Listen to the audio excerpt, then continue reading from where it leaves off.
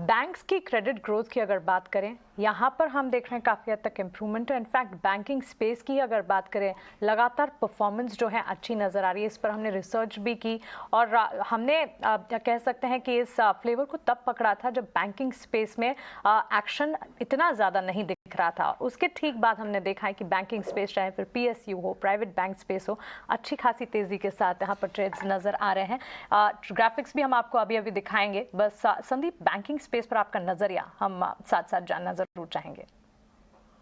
देखिए, इंडियन बड़े जो फाइनेंशियल कंपनीज हैं, स्पेशली बैंक्स, जो लार्ज बैंक्स हैं प्राइवेट सेक्टर में, उनकी पोजीशन काफ़ी अच्छी है कि उनका कैपिटल एडिक्वेसी बहुत स्ट्रांग है। ज़्यादातर कंपनीज का 20% से ऊपर है, कुछ कंपनीज का 25% के आसपास है, जो कि रेगुलेटरी मिनिमम से 2 से ढाई गुना ज़्यादा है।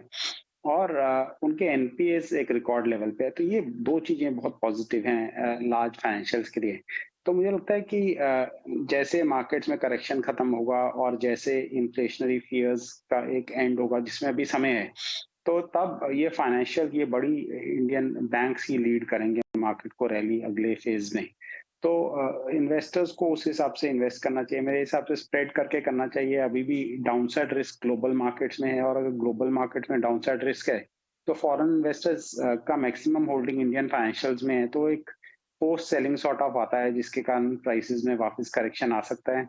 लेकिन ICICI bank, HDFC bank, Kotak bank, ये सब पे डेफिनेटली नजर रहनी चाहिए, क्योंकि इनकी पोजीशनिंग बहुत स्ट्रांग है। पीएसयू बैंक्स पे मेरा नजरिया इतना पॉजिटिव नहीं है, क्योंकि उनका कासा में मार्केट शेयर कम हो रहा है। जो बॉन्ड यील्ड्स का स्पाइक है, उनका सबसे ज्यादा असर पब्लिक सेक्टर बैंक्स पे होगा, और उनकी credit growth overall system credit growth को लैग करेगी।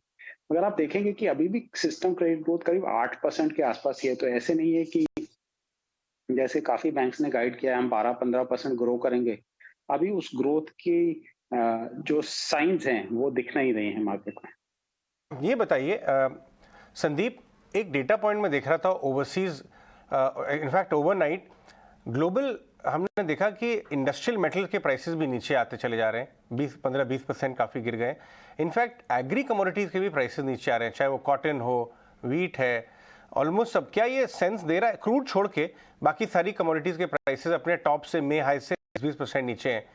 क्या ये आपको कोई होप दे रहा है, या इज इट राइट कि इस डायरेक्शन में सोचना सही होगा क्या कि इन्फ्लेशन का पीक बनने का प्रोसेस बनना शुरू हो गया है?